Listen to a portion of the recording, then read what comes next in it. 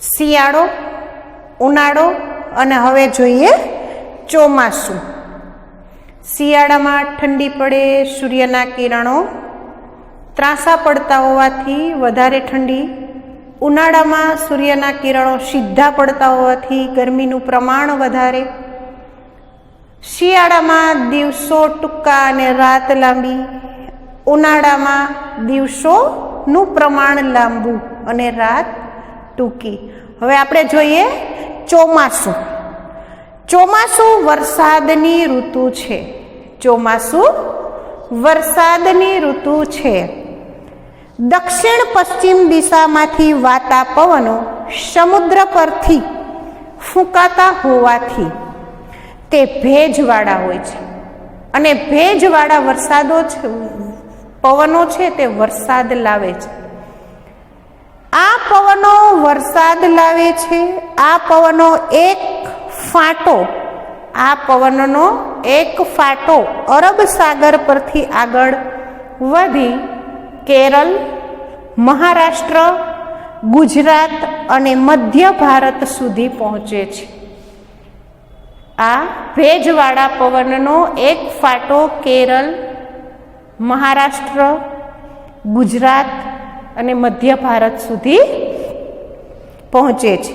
જ્યારે બીજો ફાટો બંગાળના ઉપસાગર, અંદમાન દ્વીપ સમૂહો, પૂર્વ ભારત થઈ ગંગાના મેદાનો આગળ વધે છે.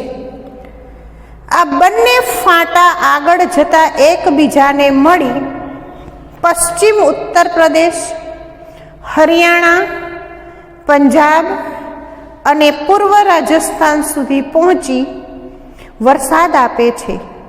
વરસાદના આગમનથી ખેડૂત વર્ગ ખેતીના કામમાં પ્રવૃત્ત થઈ જાય છે. આ પવનોના માર્ગમાં પર્વતો આવે ત્યારે ત્યાં વધુ વરસાદ આપે છે. જ્યાં જ્યાં પર્વતો આવે છે ત્યાં વધુ વરસાદ આપે છે. ગુજરાતમાં વરસાદની શરૂઆત જૂન મહિનામાં બીજા કે ત્રીજા સપ્તાહથી શરૂ થઈ જુલાઈ મહિનાના પહેલા સપ્તાહ સુધીમાં તો આખા ગુજરાતમાં વર્ષા ઋતુનું આગમન થઈ જાય છે. 15 જૂનથી જુલાઈ મહિના આખા ગુજરાતમાં વરસાદ થઈ જાય છે. ગુજરાતમાં આવતા પવનોના માર્ગમાં મોટા પર્વતો ન હોવાથી વરસાદનું પ્રમાણ ઓછું હોય છે. ભારતમાં મોટા ભાગની ખેતી આધારિત હોવાથી સારા ચોમાસાનો અર્થ ખેતીના મબલખ પાક એવો કરાય છે. આ ઋતુ ખેતી માટે અગત્યની ગણાય છે.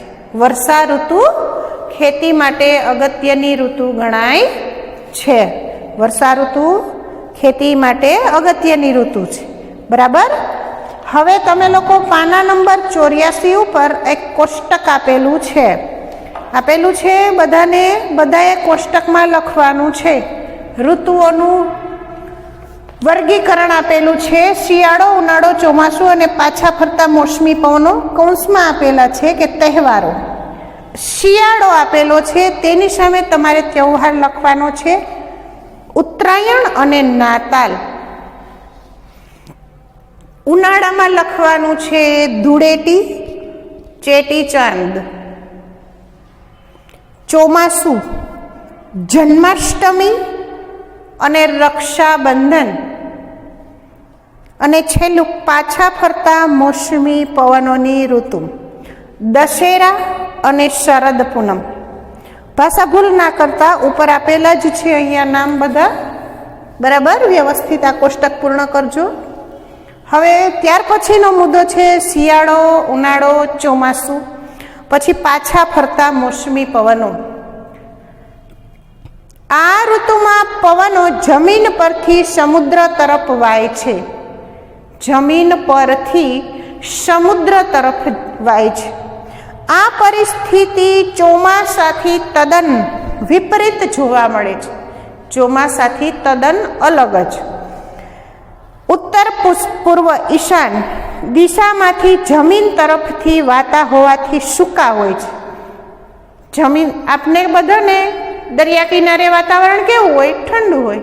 તો જમીન પર સૂકું, એટલે જમીન પરથી વાતા પવનો કેવા હોય છે? સૂકા હોય છે. તેથી વરસાદ આપતા નથી. પાછા ફરતા મોસમી પવનો જમીન પરથી વાય છે, એટલે વરસાદ આપતા નથી. આ દિવસોમાં આકાશ વાદળો વિનાનું સ્વચ્છ જોવા મળે છે. તાપમાન ઠીક પ્રમાણમાં વધે છે અને તેની લોકોના આરોગ્ય પર વિપરીત અસર પડે છે. ઓક્ટોબર પૂરો થતાં તાપમાન ઘટવા માંડે છે અને નવેમ્બરની વહેલી સવારે ઠંડી અનુભવાય છે. પાછા ફરતા મોસમી પવનો પછી ઠંડીનું વાતાવરણ આવે છે. આ પવનો બંગાળના ઉપસાગર પરથી પસાર થતા ભેજવાળા બને છે અને ભારતના પૂર્વ કિનારે આવેલ તમિલનાડુ અને આંધ્રપ્રદેશમાં તે આ દિવસોમાં વરસાદ આપે છે. પાછા ફરતા મોસમી પવનો. ભારતની આબોહવામાં સ્પષ્ટ ઋતુભેદ અનુભવાય છે. તેની ખાસિયતને કારણે સામાન્ય રીતે મોસમી આબોહવા કહેવાય છે. ભારતની આબોહવામાં સ્પષ્ટ ઋતુભેદ અનુભવાય છે. આપણે બધી ઋતુ મિક્સ નથી. ચોમાસામાં વરસાદ, ઉનાળામાં ગરમી અને શિયાળામાં ઠંડી ઋતુનો સ્પષ્ટ અનુભવ થાય છે. તેની ખાસિયતને કારણે સામાન્ય રીતે મોસમી આબોહવા કહેવાય છે. આ એની ખાસિયત છે, ટેવ. ત્યાર પછી છે વનસ્પતિ જંગલોના પ્રકાર. વનસ્પતિ જંગલોના પ્રકાર. ભારતના પ્રાકૃતિક વિભાગો, ભારતની આબોહવા અને હવે આપણે જોઈએ વનસ્પતિ જંગલોના પ્રકારો. જંગલોના પણ પ્રકાર હોય છે, વનસ્પતિના પણ પ્રકાર હોય છે. અને આ બધા વનસ્પતિનો પ્રકાર કોને આધારે છે? તો કે આબોહવાના આધારિત હોય છે. આપણી ચારે તરફ વિવિધ પ્રકારના ફૂલ, ઝાડ, છોડવા અને ઘાસ જોવા મળે છે.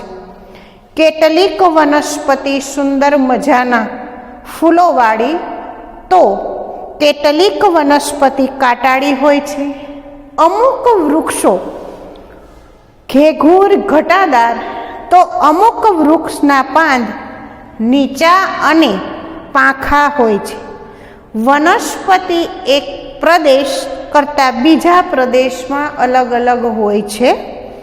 આ વિવિધતાનું કારણ વનસ્પતિ એક પ્રદેશ કરતાં બીજા પ્રદેશમાં અલગ હોય છે. આ વિવિધતાનું કારણ છે એની ભિન્નતા.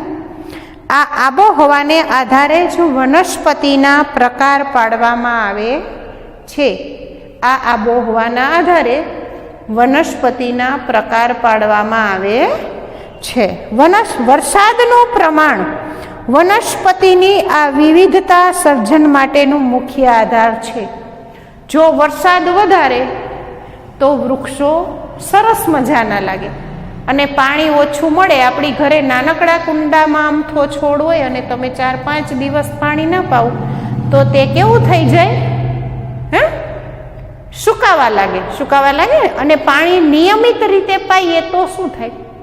સરસ મજાનું લીલુંછમ રહે અને આગળ વધવામાં ઊંચાઈ. જંગલોના પ્રકાર પણ આ પ્રમાણે જ છે. વાતાવરણને આધારે જંગલોના પ્રકારો પણ હોય છે. તેમાં પહેલું ઉષ્ણકટિબંધીય વરસાદી જંગલો. ઉષ્ણ એટલે ગરમ. ગરમ કટિબંધ 3 કટિબંધ છે, ખબર છે? શીત કટિબંધ, ઉષ્ણ કટિબંધ અને સમશીતોષ્ણ કટિબંધ. વરસાદીય જંગલો, વરસાદને લીધે જે જંગલો થતા હોય તેને ઉષ્ણ કટિબંધીય વરસાદી જંગલો. ઉષ્ણ કટિબંધીય વરસાદી જંગલો કે જ્યાં વરસાદનું પ્રમાણ વધારે હોય છે ત્યાં ઉષ્ણકટિબંધીય વરસાદી જંગલો આવેલા હોય છે. આ જંગલોના વૃક્ષો ઘેઘૂર અને ઘટાદાર હોવાથી સૂર્યના કિરણો જમીન સુધી પહોંચી શકતા નથી. આ જંગલો કેવા હોય તો કે ઘેઘૂર, વરસાદને લીધે ઘાટા હોય છે, જેથી સૂર્યના કિરણો જમીન સુધી પહોંચી શકતા નથી. અનેક જાતના વૃક્ષો, વેલાઓ અને છોડવા ત્યાં જોવા મળે છે. વળી બધી જાતના વૃક્ષોમાં એક સાથે પાનખર આવતી નથી. ઋતુઓ પણ છે: શિશિર, હેમંત, વસંત, પાનખર. પાનખરમાં પાંદ ખરી જાય અને વસંત ઋતુમાં વૃક્ષો ઉપર નવા પર્ણો આવે. વૃક્ષોના એક સાથે પાનખર આવતી નથી, પણ વર્ષભરમાં અલગ અલગ સમયે આવતી હોવાથી તે હંમેશા લીલાછમ દેખાય. એક સાથે જંગલોમાં પાનખર નથી આવતી, જેને લીધે જંગલો સુકાયેલા દેખાતા નથી અને હર હંમેશા કેવા રહે છે? લીલાછમ.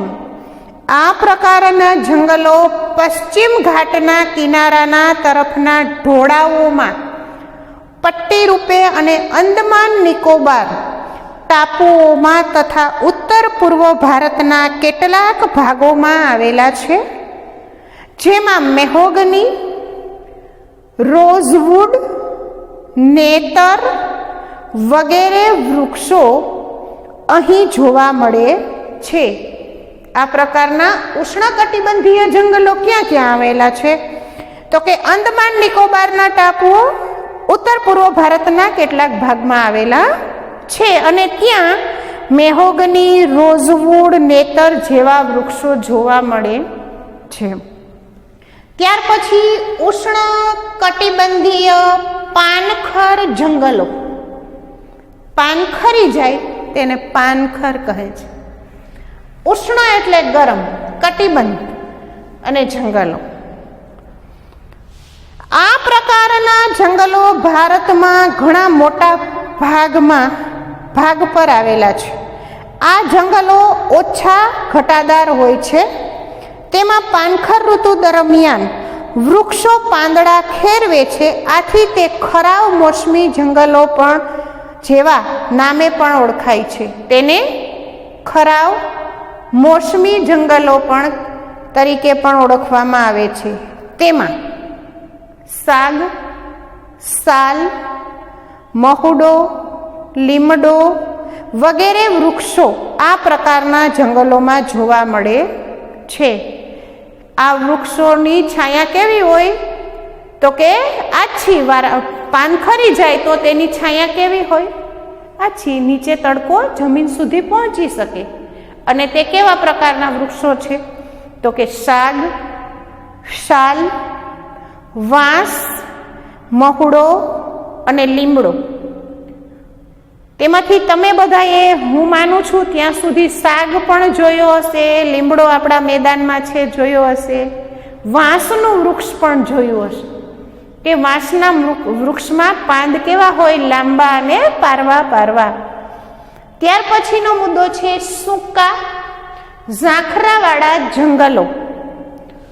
સૂકા ઝાંખરાવાળા જંગલો. આ પ્રકારના જંગલો ઓછા વરસાદના પ્રદેશમાં જોવા મળે છે. અહીં થતા વૃક્ષો કાંટાવાળા હોય છે. કેવા હોય છે? કાંટાવાળા.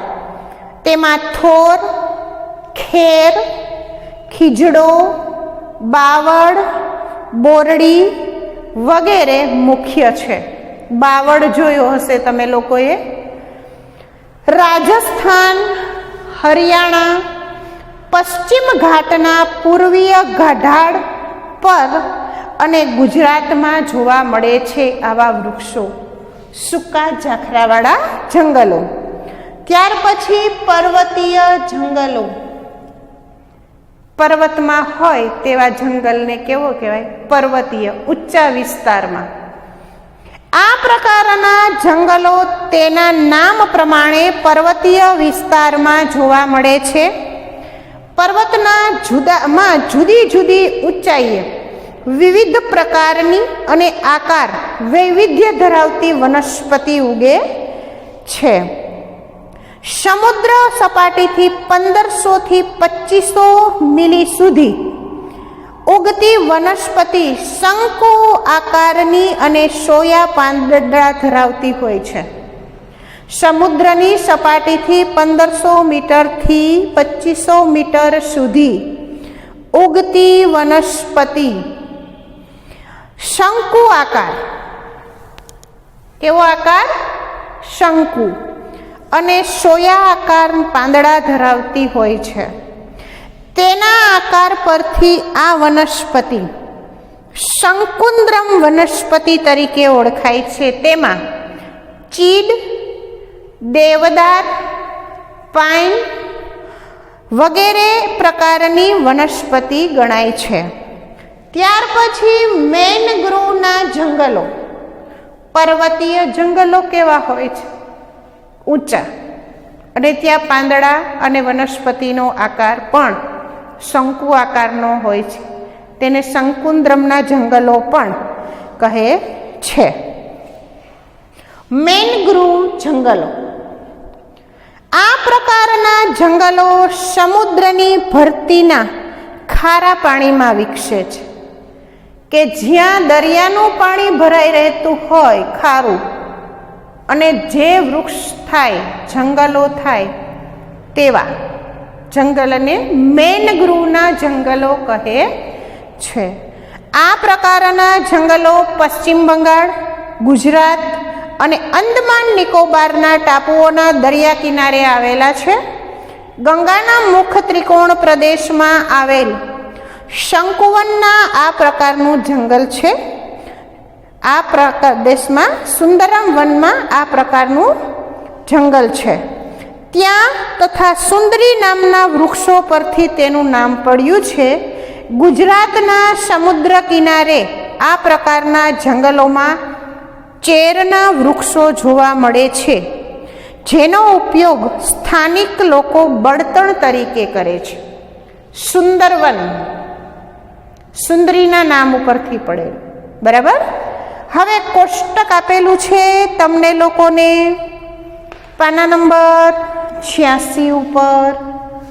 ઉષ્ણકટિબંધીય જંગલો, ઉષ્ણકટિબંધીય પાનખર જંગલો, પહેલા વરસાદી જંગલો, પછી પાનખર જંગલો, સૂકા ઝાંખરાવાળા જંગલો, પર્વતીય જંગલો અને મેનગ્રુવ જંગલો.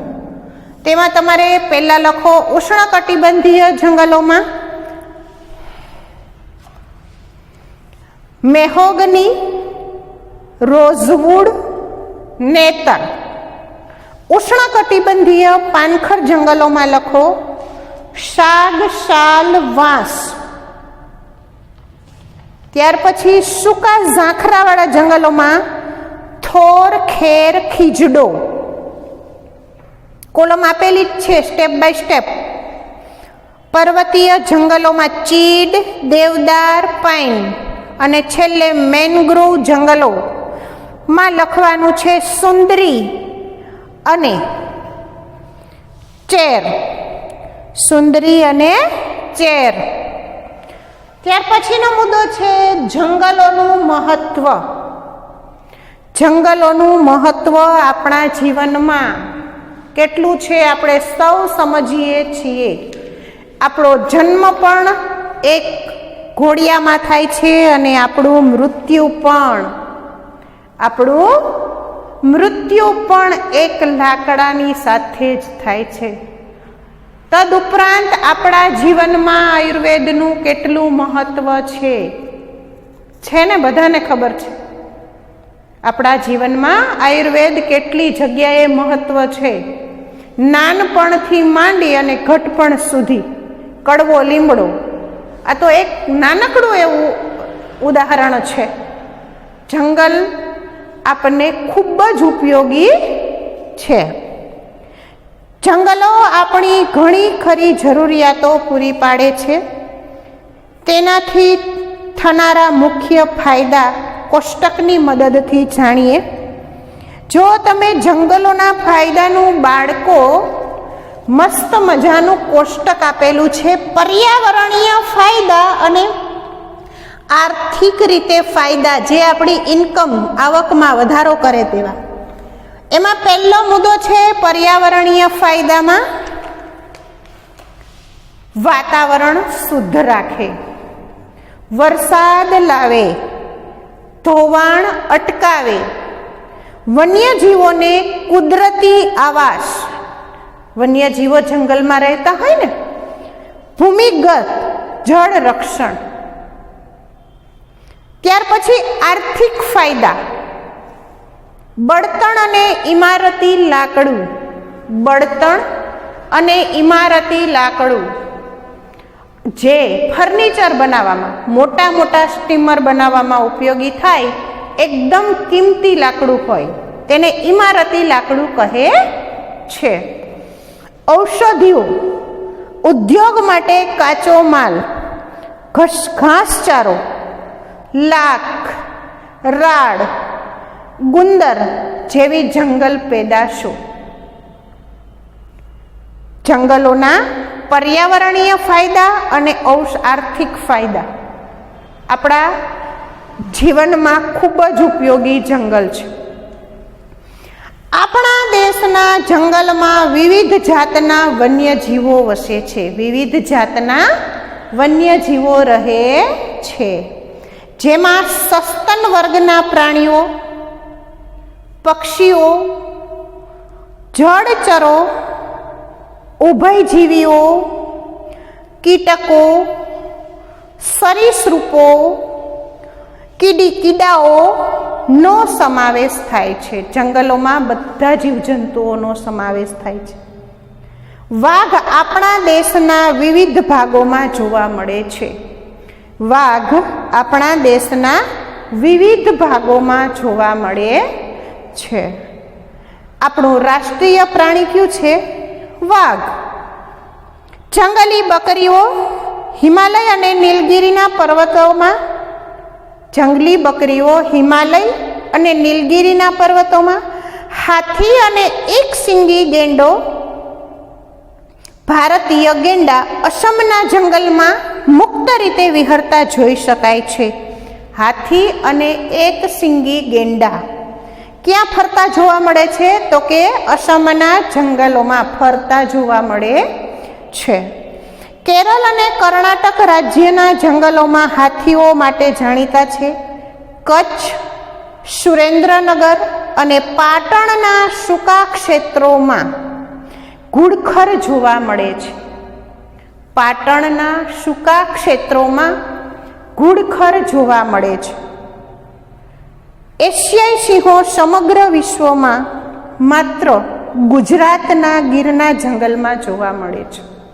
આનંદ થાય ને, સાંભળીએ તો પણ આપણે આનંદ થાય. ગીરના જંગલોમાં શું જોવા મળે? એશિયાઈ સિંહ.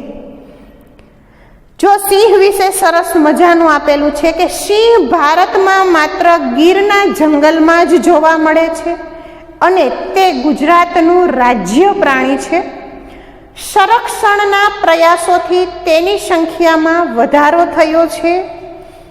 વન વિભાગ દ્વારા પ્રવાસીઓ માટે સિંહ દર્શનના કાર્યક્રમનું આયોજન કરાય છે. ભારતમાં પક્ષીઓની અનેક પ્રજાતિઓ જેવી કે સારસ, બતક, કોયલ, પોપટ, ચીબરી, ઘોરાડ, કબૂતર, કાબર, સમડી, ગીધ, ગરુડ, ઘુવડ વગેરે વસે છે. મોર આપણું રાષ્ટ્રીય પક્ષી છે.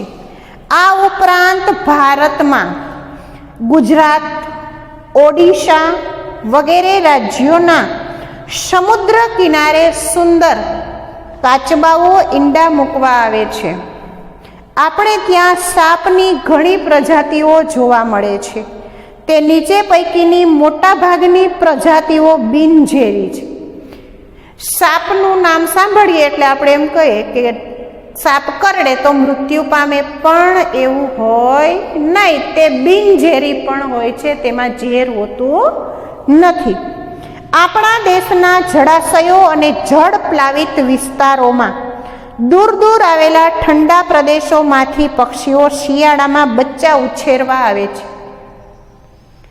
ગુજરાતનું નળ સરોવર, ખીજડીયા, થોડ, છારી ઢંઢ જે કચ્છમાં આવેલું છે, જગ્યાએ શિયાળા દરમિયાન હજારો વિદેશી પક્ષીઓ આવે છે. નળ સરોવરનું નામ આપણે સાંભળ્યું હશે કે નળ સરોવરમાં વિદેશી પક્ષીઓ આવે છે. શિયાળો પૂરો થતાં પોતાના વતનમાં પાછા જાય છે. આવી પક્ષીઓ પ્રવાસી કે યાયાવર પક્ષીઓ કહે છે. આવા પક્ષીઓને પ્રવાસી પક્ષી કે યાયાવર પક્ષીઓ કહે છે, જે શિયાળા દરમિયાન નળ સરોવર, ખીજડીયા, થોડ, છારી ઢંઢ વગેરે જગ્યાએ આવે છે. ત્યાર પછી સરસ મજાનું એક સુરખાબનું ચિત્ર આપેલું છે પાના નંબર 88 ઉપર. સુરખાબ ક્યાં જોવા મળે છે? જેને આપણે ફ્લેમિંગો કહીએ છીએ, આપણા શકરબાગમાં પણ છે. નળ સરોવર કચ્છના રણમાં તથા કાદવિયા કે પાણીવાળા ક્ષેત્રોમાં જોવા મળે છે. સુરખાબ તેના પગ લાંબા અને સફેદ ગુલાબી ઝાંયવાળું શરીર ધરાવે છે. ભારતમાં માત્ર કચ્છમાં જ તે માળા કરે છે. જમીન પર કીચડવાળી ક્ષારીય માટીમાં નાનો ગોળ ટીંબો બનાવી તેના મથાળે ખાડો કરી તેમાં ઈંડા મૂકે છે. હવે આપને ટૂંક નોંધ લખવાનું કે 2 માર્કની તો આપણે આવડવી જોઈએ કે ક્યાં જોવા મળે સુરખાબ? કચ્છમાં. અને તે ઝીણી માટીનો ઢગ બનાવી અને ઉપર ઈંડા મૂકે છે. ત્યાર પછી અભયારણ્યો, રાષ્ટ્રીય ઉદ્યાનો અને જૈવ આરક્ષિત ક્ષેત્રો. અભયારણ્યો વન્ય પ્રાણીઓનું સંરક્ષણ અને સંવર્ધન માટે અભયારણ્યો બનાવવામાં આવે છે. સુરખાબ. સુરખાબની સમજૂતી પછી આ પાઠનો છેલ્લો મુદ્દો અભયારણ્યો, રાષ્ટ્રીય ઉદ્યાનો, ઉદ્યાન એટલે બગીચાઓ, અને જૈવ આરક્ષિત ક્ષેત્રો કે જે સરકાર દ્વારા કાયદાથી તેનું કાર્યવાહી ચાલતી હોય છે. બરાબર. અભયારણ્યો કોને કહે? વન્ય પ્રાણીઓની સંરક્ષણ અને સંવર્ધન માટે અભયારણ્યો બનાવવામાં આવે છે. સરસ મજાના કોષ્ટક દ્વારા સમજાવેલું છે આપને કે અભયારણ્યની રચના કોણ કરે છે? તો કે રાજ્ય સરકાર દ્વારા અભયારણ્યની રચના કરવામાં આવે છે. અન્ય વિગતો કઈ ધ્યાનમાં રાખવાની હોય છે? તો કે અમુક સમય પછી સરકારની મંજૂરીથી પશુઓને ચરાવવાની છૂટ મળે છે. અને ઉદાહરણ ક્યાં ક્યાં આવેલા છે અભયારણ્યો?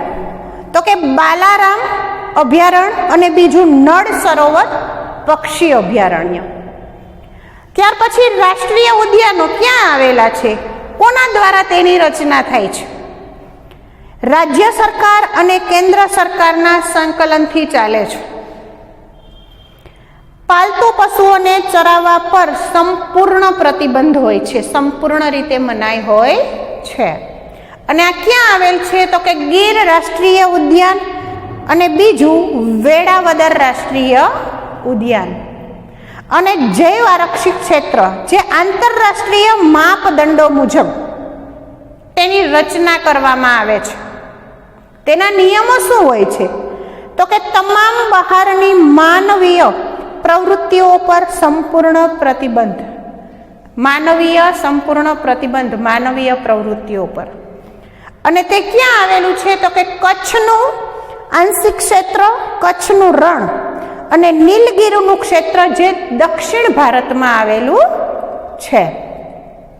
વન્યજીવોના સંરક્ષણના હેતુથી કેટલાક વિસ્તારોને ખાસ રીતે આમ કાયદાકીય રીતે સંપૂર્ણ કાયદાથી ચાલતું હોય છે. જંગલો અને વન્યજીવોની સુરક્ષા આપણા સૌની જવાબદારી છે.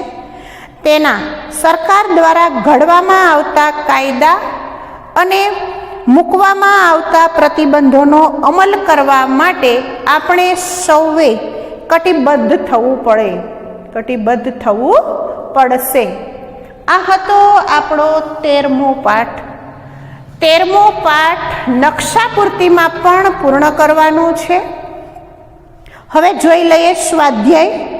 એક શીંગી ભારતીય ગેંડો ક્યાં જોવા મળે છે? તો કે અસમ. સમુદ્રના કાચબા ઓડિશાના સમુદ્ર કિનારે.